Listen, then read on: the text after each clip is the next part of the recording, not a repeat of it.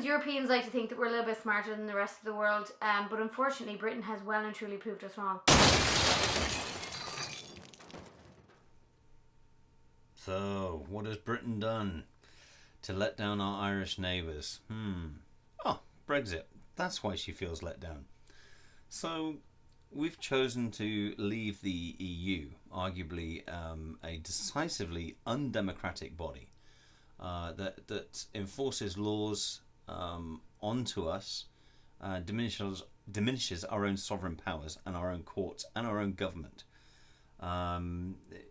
We've taken our sovereignty back by doing this, and it's the best thing we could have done. But I digress. We'll cover all that later in this video. But let's see what our Irish neighbour has to say. In this thing with all these other countries, you get a say in what laws are made because you all agree to pass the same laws. But you get a say in the laws you make. And in fact, you are one of the countries that is the loudest voice at that table and gets, some would argue, the biggest say. You get to set your own law outside of that however you want. And there you go, ladies and gents, a complete lack of understanding of what the hell you're talking about.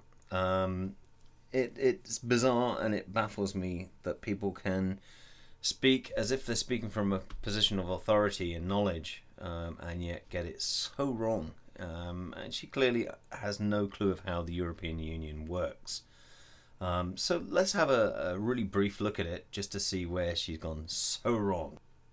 So here we have the European Commission. Now, the European Commission is, if you like, the heart of the European Union. This is where the real power is, and this is where laws are dreamed up and drafted.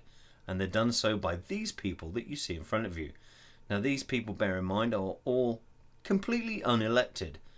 They do not represent the people, they are not a democratic body, and yet these are the people that design and think up the laws that will be put through the system.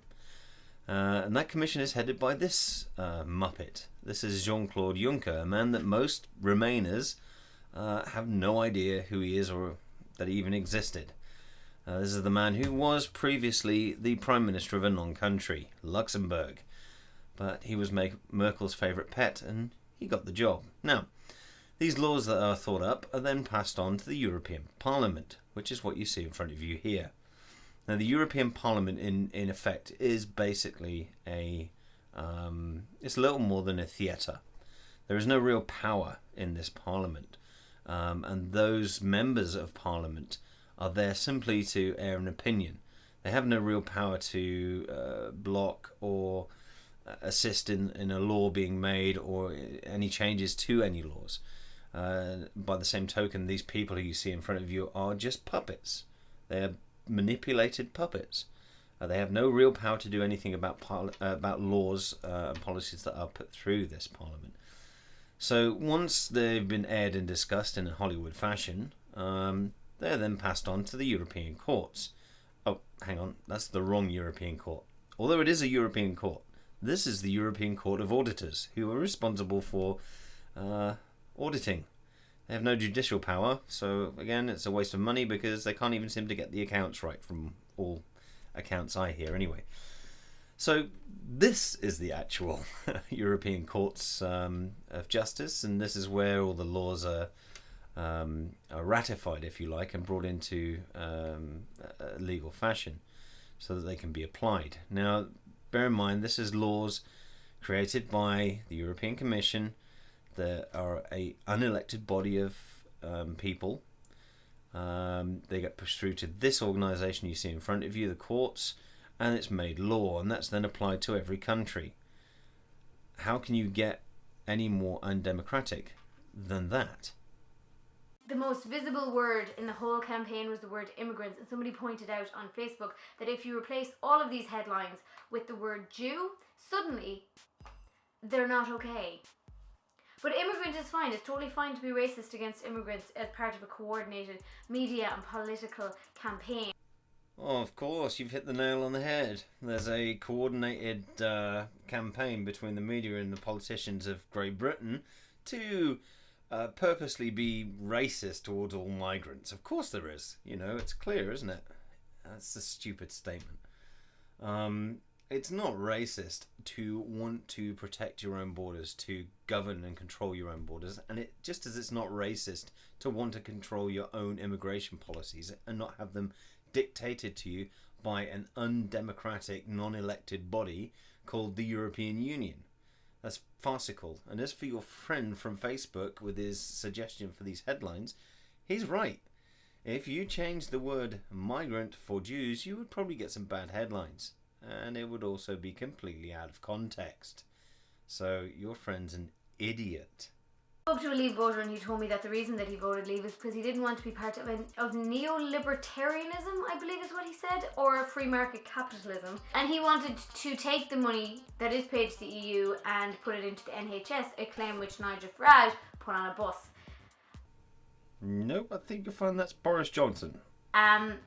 Fun fact, watch what Nigel Farage said about this the very morning after the referendum. The £350 million a week we send to the EU, which we will no longer send to the EU, can you guarantee that's going to go to the NHS? No, I can't. Yeah. Oh, it's a smug look. She cornered us with this piece of amazing TV journalism where they backed Nigel Farage into a corner? Well, no, because what we had a few weeks ago was in fact a referendum, and not a general election. Now, I hope that you can see the difference, because the difference, as you can see, is vast. Yeah? So just to be clear, we weren't trying to vote for one of these. We were actually having one of these. Now, in a referendum, the citizenry of the country are asked a simple yes-no type question. In this case, it was remain a member of the European Union or leave the European Union. It was as simple as that. There were no parties being voted for. There were no political manifestos that were being put forward. The question was simply asked, what could we spend this money on? What would it be better used for than being given to the EU every week? And people like Nigel Farage made suggestions, such as it could be used for the NHS. It could be used to offset the costs for old age pensioners for their wintertime bills. For their heating bills. These are all great ideas, but they are just that, they're ideas, because what we had was a referendum and not a general election. And if you can't tell the difference, then you're an idiot. A number of people were spoken to by TV crews and who told TV crews they regretted voting Leave because they didn't realise that any of this was going to happen, despite the fact they had been specifically told that. I know you voted out. Yes. If there was one thing you could do now, what would it be and why? I would go back to the polling station and vote to stay, simply because this morning the reality is actually hitting in and the regrets are filling in of that we have actually left EU. Very disappointed. The whole family this morning, even though the majority of us voted to leave, we are actually regretting it. One woman was like, I didn't know the pound was going to suffer. I'm pretty sure there was probably, I'd say if I googled it, there's probably 1,000 articles explaining how the pound was going to take a massive hit. The pound dropped to a 31-year low. ASOS even took their website offline because you know what? Apparently not everyone in the UK is stupid. A 31-year record of how low the pound was against other currencies, and they took their own website, total website offline, so that nobody could take advantage of it. I went right onto sportsdirect.com and took total advantage of it. Made a massive saving on my new rugby boots. Well, I'm glad you got your rugby boots nice and cheap at the expense of Brexit. It's the important things that count, right? Had the goal to claim that democratically voting to remove yourself from something that you democratically voted to enter and that you've reaped the benefits from for 40 years is anything the same as having to bloodily and violently remove yourself from British rule. Well, thank you very much for that, Miss IRA 2016. Let's address the main points there, huh? Firstly, you're right, we did vote ourselves out democratically of an undemocratic system. But you're absolutely and utterly wrong. We never voted to be part of the EU. We voted in the 70s to become part of the European common market. And that's what we joined.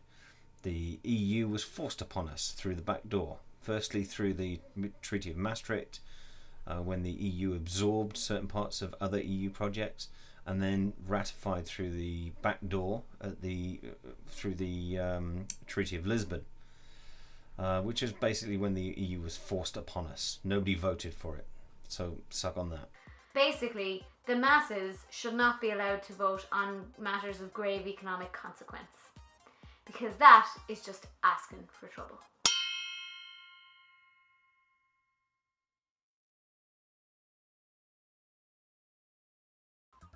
It's ludicrous.